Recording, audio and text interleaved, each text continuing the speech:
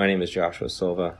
I am a licensed commercial pilot and flight instructor. I have had a lifelong love of aviation and aerospace, and when growing up I even fancied myself an amateur astronomer. I would drag my family and friends, anybody I could, to every air show I could possibly find in Northern California. I was the only kid you knew, or anybody knew, that knew the various components on aircraft, spacecraft by heart. I absolutely loved anything to do with flying or space. But my love of aviation and aerospace never stopped. I continued studying, had an entire library full of aviation books of various military and civilian aircraft, military history, every aviation campaign and theater in almost any war. I studied religiously, and it was just out of pure passion. Later in life, many years later, I decided to become a pilot. As strange as it may sound, it hadn't occurred to me to become a pilot up to that point. I just simply loved aviation and aerospace, but I decided to become a pilot, and I began attending a prestigious flight academy in the Midwest and attending university at the same time, and to gain a degree in aeronautics and aerospace. Shortly thereafter, I began flying twin turboprop aircraft out of Northern California for several nonprofit organizations, and years after that I found myself flight instructing for various small flight schools, both in California and in Arizona, and then on to large academies that trained for the airlines and even some military flights. Shortly thereafter, I began flying regional business jets, and that's when the story of me finding the topic of flat Earth started. Could the Earth actually be flat? I began to see opinions and arguments that seemed logical, but I heard several arguments, which I now know were most likely disinformation, easily disprovable in the aviation world, but there were some that stuck with me. And so, myself being the way I am, I ran quickly, metaphorically, to my old textbook, and I opened my old textbooks, found them, unpacked them, cracked them all open, and even downloaded brand new copies in PDF form offline of all these books to make sure that nothing had been changed. I thought for certain that I knew exactly what compensation pilots are trained while flying to compensate for the spin or the rotation of the Earth, for instance. As far as falling around a globe, I assumed in my mind would be an aircraft's angle of attack, but upon more study I found that not to be true. The angle of attack being the angle between the aircraft's flight path and the relative wind, which is something that pilots are very familiar with,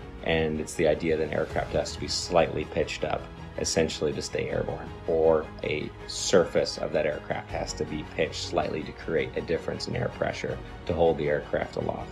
And that is assumed, or was assumed at that time by myself and other pilots, to be the compensation one would make for falling around a globe while flying, period. But upon further research, I found that this was not the case, and it was not even mentioned anywhere. This compensation was not mentioned anywhere I could find in any resource that I had gone to flight school with, and they were extensive. There were many, many books, especially as one progressed towards the commercial flying side, especially elective courses, especially if you're going to university as I was studying aerospace, that you would assume, and I had assumed, that this was calculated for.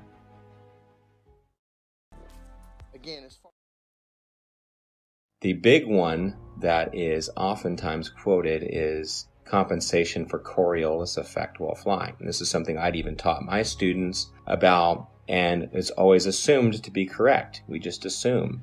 We're given the narrative from a young age, and everything is built upon that assumption, upon that theory. And so I thought I had the silver bullet. Coriolis effect. We always calculate for that. Well, as I began to look through the books and to look into the calculations given for Coriolis effect, the narrative began to fall apart even further. I began to see things I didn't notice when I was in school, such as Coriolis effect is actually never calculated for, but is assumed to be a part of wind correction angle. Wind correction angle is one of the many calculations pilots of all kinds make while flying to correct against winds in whatever volume or section of air they're flying through, which it could be from any direction, and you're flying through it, so you have to compensate a certain angle into that wind to hold a straight line. And then the big one is given after that. Well, GPS auto corrects for it. And that sent me down yet another path. GPS auto corrects for it. If it's a satellite-based system, how is it correcting for spin if it's also spinning over the same body? And why are there large gaps in GPS coverage over large oceanic bodies? Do they just turn them off? It's just not worthwhile? There have been enough aviation accidents at sea, very far from shore, that would say otherwise. And if you gave the American taxpayers, the ones funding these satellites that are supposed to track aircraft, the information that, well, we're just shutting them off because it's not worthwhile, those 3 or 4 jets full of hundreds of passengers just have to use other navigation methods such as dead reckoning, which is basically using a stopwatch and guessing to the next checkpoint, essentially. If you were to tell them that, they would be infuriated. So that could not be the case. Coverage was a problem. Even over large and non-densely populated areas, you would lose GPS coverage, even in jets at times. So this began to unravel the thread of satellites and satellite timing, and the fact that many reels of footage show these satellites being launched by balloon rather than by rockets. How the concept of these rockets doesn't even work to make it past the atmosphere, much less leave something in perfect geosynchronous orbit. I actually had the privilege of working a short time at a satellite manufacturing company in Northern California.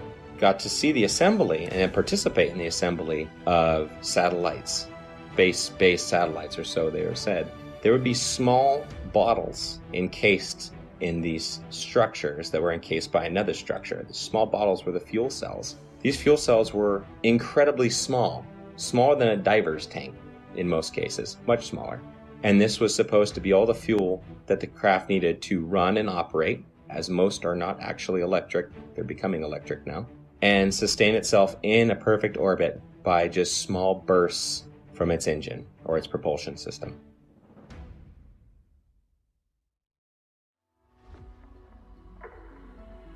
The narrative began to fall apart. I would continue studying and finding that what I fear to be true is reality, that we have been lied to about just about everything.